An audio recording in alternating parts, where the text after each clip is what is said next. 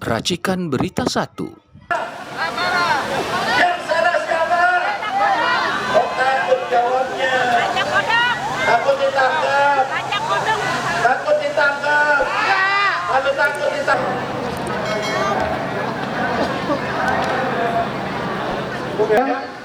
Apa? Melawan bangsanya sendiri, ya. Hakim-hakim MK itu bergelar The Guardian of Constitution, ya, penjaga konstitusi. Jika mereka menjaga konstitusi, maka mereka telah melaksanakan salah satu tugas daripada kehakiman, ya.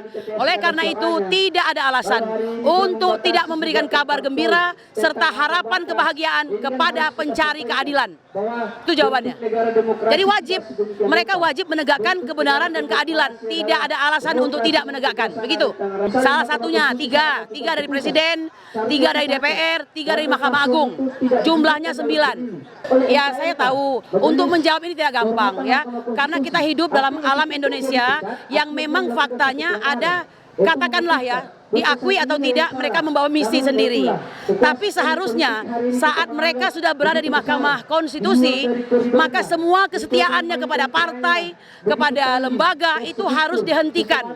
Sebagaimana ada kata-kata bijak yang menyatakan the loyalty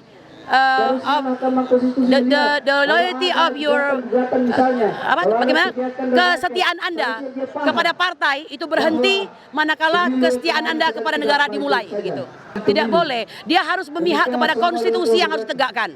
Bahwa nanti yang harus diselamatkan itu rakyat, itu adalah objeknya, begitu, ya. Jadi memang dia menjaga konstitusi supaya konstitusi itu tegak. Bahaya kalau konstitusi tidak tegak untuk kepentingan lembaga, kepentingan presiden, kepentingan kelompok tertentu, begitu, ya. Bahaya sekali. Ada pengalaman buruk dengan keputusan nomor 90. Faktanya pada saat itu Paman Usman yang menjadi ketua MK.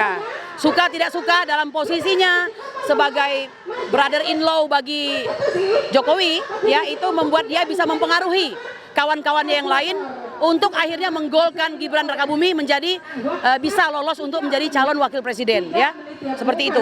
Akan tetapi sekali lagi saya mengatakan tidak boleh terjadi seperti itu lagi. Makanya dia digantikan yang sekarang ini adalah Bapak Dr. Suhartoyo SHMH sebagai ketua, merangkap anggota. Ya, kalau saya lihat bagus, ya, karena perlu Anda ketahui ada 2 keputusan yang bagus nih. Satu keputusan tentang tidak diperkenankannya pemilu serentak itu, ya, untuk PJ itu, pejabat sementara di kepala daerah, ya, itu sudah bagus sekali. Kemudian yang kedua tentang apa itu satu lagi? Coba dikasih peringatan. Bukan tentang kebebasan berbicara itu, ya. Jadi tidak gampang-gampang seseorang itu dilaporkan, begitu. Ini suatu angin segar dari gugatan yang dilakukan Fathia dan Haris Anhar, ya, begitu. Bagus, insya Allah. Saya beroptimis, ya, untuk hal tersebut. Tinggal kita beri dukungan, begitu. Karena mereka berat sekali. Pak Mahfud MD mengatakan bahwa saya tahu tugas Anda berat. Ada yang akan datang untuk mengatakan untuk menolak keputusan ini, ada yang datang untuk meminta supaya dikabulkan. Maka kata Pak Mahfud, silahkan Anda dengarkan tamu yang datang berupa hati nurani, ya, hati nurani. Karena itulah tamu yang paling benar, yang pantas untuk diikuti, begitu. Jangan ribut di medsos, ratusan puluhan WhatsApp group, Telegram, Facebook, apapun itu, teriak-teriak.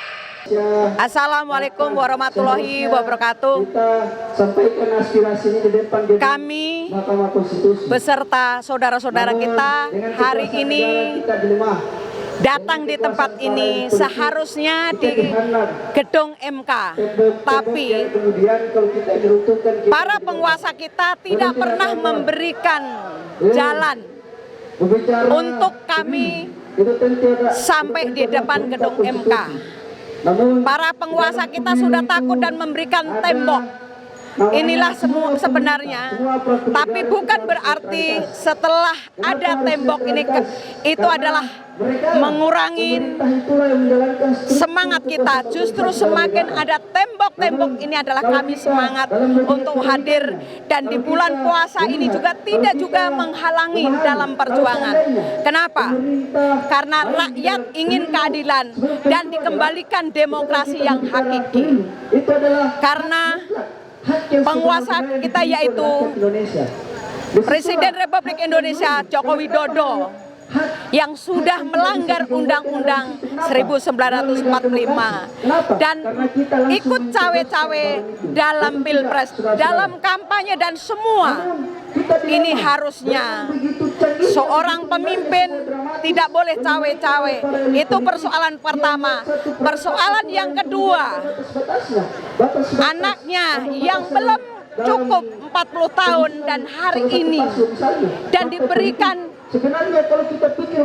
dia bisa menjadi cawapres 02. Ini sebenarnya semua sudah dilanggar. Tapi pada kenyataannya pamannya lah yang memberikan dan yang memutuskan keponakannya melenggang menjadi cawapres 02 yang hari ini diputuskan oleh KPU bahwa mendapatkan nilai yang terbesar karena kalkulatornya sudah dimanipulasi oleh KPU. Ini sebenarnya semua sudah melanggar. Harusnya tidak boleh lagi itu diteruskan. Harusnya itu menjadi diskualifikasi dan tidak boleh mengikuti.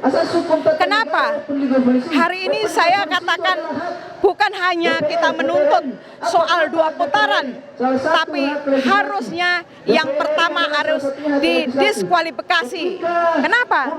Inilah yang harusnya rakyat yang harusnya betul-betul berbondong-bondong untuk menyampaikan bahwa paslon 02 harus didiskualifikasi. Kenapa? Inilah persoalannya yang harusnya Jokowi harusnya sudah tidak mampu lagi memimpin negeri ini. Harusnya sudah mundur atau mengibarkan bendera putih. Tapi ternyata hari ini kepemimpinan Presiden Jokowi masih tetap menjadi-jadi dan rakyat harusnya bersatu padu untuk mencabut mandat. Karena mandat yang diberikan rakyat sudah tidak lagi amanah, maka mandat itu harus dikembalikan kepada rakyat. Baru rakyat akan mendapatkan keadilan dan demokrasi di Indonesia ini akan lebih baik. Ini yang harusnya. Sebenarnya kesalahan ini banyak sekali. Persyaratan dari sebelum mulai mendaftar sampai hari ini pemilu. Inilah yang harusnya jangan ditolerir, jangan diberikan kesempatan lagi. Maka Jokowi harus mundur dan harus dilengserkan oleh rakyat. Dan mandat itu harus dikembalikan kepada rakyat. Ini baru keadilan bagi seluruh rakyat Indonesia, baru akan menerima semua. Ini yang harusnya. Maka hari ini saudara-saudaraku jangan berkecil hati, walaupun yang hari ini hadir masih kecil dan ini hanya perwakilan, tapi ingat, perjuangan butuh pengorbanan, butuh keuletan dari kita semua. Saya menghimbau kepada seluruh rakyat Indonesia tanpa kecuali, ayo kita sama-sama di tanggal 19 sampai tanggal 22 kita kepung kantor MK, gedung MK untuk meminta MK harus adil dan memutuskan lebih adil terhadap kecurangan pemilu. Mengintimidasi rakyatnya sendiri. Mereka yang menarik untuk memberikan ruang kepada kecurangan-kecurangan dan juga kejahatan-kejahatan.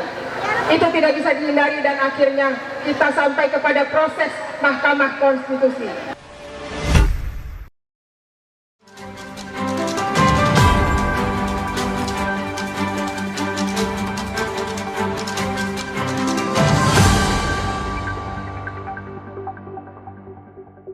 Racikan Berita 1.